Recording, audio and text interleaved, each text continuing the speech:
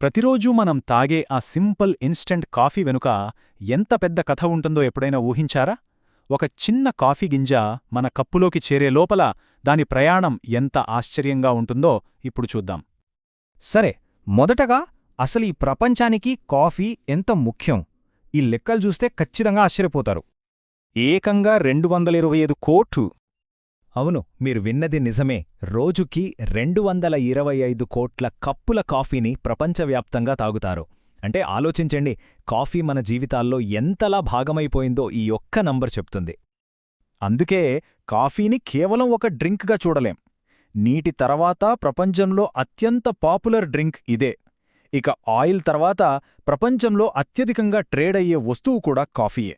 అంటే ఇదొక global economic power house అన్నమాట. మన కల్చర్ని, ఎకానమీని రెండింటినీ ఇది డ్రైవ్ చేస్తుంది. సరే, ఇప్పుడు జనరల్ కాఫీ నుంచి మనం కాస్త ఫోకస్ మార్చి ఇన్స్టెంట్ కాఫీ ప్రపంచంలోకి వెళ్దాం. ఇది కేవలం కన్వీనియన్స్ మాత్రమే కాదు, చాలా వేగంగా పెరుగుతున్న ఒక భారీ మార్కెట్. గడిచిన కొన్ని సంవత్సరాలుగా ఇన్స్టెంట్ కాఫీ మార్కెట్ గ్రోత్ చూస్తే అద్భుతమైన చెప్పాలి. ఇంకా ఈ స్పీడ్ తగ్గేలా కూడా కనిపించట్లేదు. అంచనాల ప్రకారం 2028 నాటికి ఈ ఇన్స్టంట్ కాఫీ మార్కెట్ విలువ ఏకంగా $139.1 బిలియన్ చేరుకుంటుంది. అంటే ఈ రంగంలో ఎంత పెద్ద అవకాశముందో అర్థం చేసుకోవచ్చు.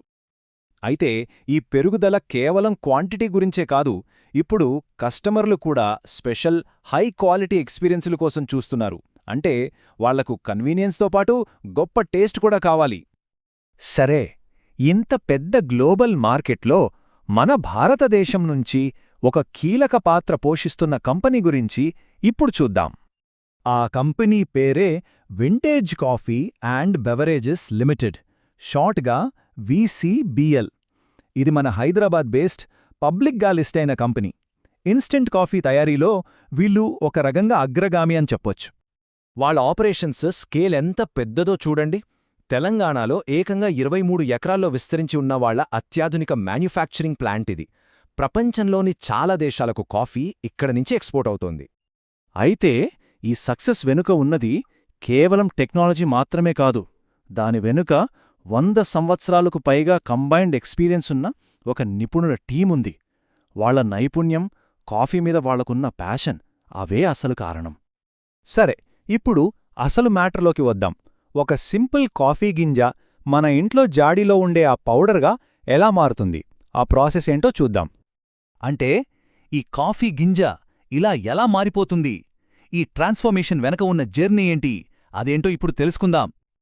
ఈ మొత్తం ప్రాసెస్ని సింపుల్గా 4 మెయిన్ స్టెప్స్గా చూడొచ్చు. మొదట హార్వెస్టింగ్ అండ్ ప్రాసెసింగ్, తర్వాత రోస్టింగ్ అండ్ గ్రైండింగ్, ఆ తర్వాత ఎక్స్ట్రాక్షన్ అండ్ డ్రైయింగ్, ఫైనల్గా గ్రాన్యులేటింగ్. ప్రతి స్టెప్ కూడా ఫైనల్ ప్రోడక్ట్ క్వాలిటీకి చాలా చాలా ముఖ్యం. ఇందులో చివరి స్టెప్ అగ్లోమరేషన్. ఇది చాలా ఇంట్రెస్టింగ్ ప్రాసెస్. చిన్న చిన్న కాఫీ పార్టికల్స్ని కలిపి పెద్ద గ్రాన్యూల్స్గా మారుస్తారన్నమాట. దీనివల్లే ఇన్స్టెంట్ కాఫీ వేడి నీళ్లలో అంత ఈజీగా, అంత త్వరగా కరిగిపోతోంది. ఇది క్వాలిటీకి చాలా అవసరం. సరే, ప్రొడక్షన్ గురించి చూశాం కదా. ఇప్పుడు ఆ ఫ్యాక్టరీ నుంచి కాఫీ మన కప్పు దాకా ఎలా వస్తుంది? దాని వెనుకనున్న బిజినెస్ మోడల్ ఏంటో చూద్దాం. వీళ్ల బిజినెస్ స్ట్రాటజీ చాలా క్లియర్. ఇది 100% ఎక్స్పోర్ట్ ఓరియంటెడ్ యూనిట్. అంటే వీళ్ళు సొంత బ్రాండ్తో అమ్మడం కన్నా ప్రపంచంలోని వేరే బ్రాండ్స్ కోసం కాఫీని తయారుచేసిస్తారు. దీన్నే ప్రైవేట్ లేబులింగ్ అంటారు.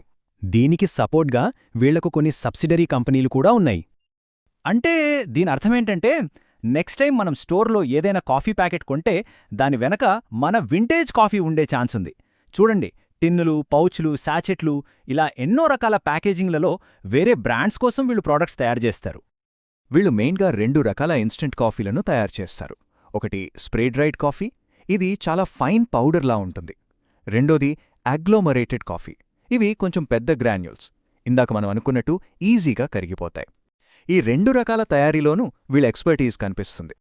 సో నెక్స్ట్ టైం ఒక కప్పు ఇన్స్టెంట్ కాఫీ తాగుతున్నప్పుడు దాని వెనుక ఉన్న ఈ పెద్ద గ్లోబల్ జర్నీని ఒక్కసారి గుర్తు చేసుకుందాం. మన కిచెన్లోని ఒక సింపుల్ కాఫీ జార్ వెనుక ఎంత పెద్ద కథ, ఎంత పెద్ద ఇండస్ట్రీ దాగిందో గదా. ఒక్కసారి ఆలోచించండి.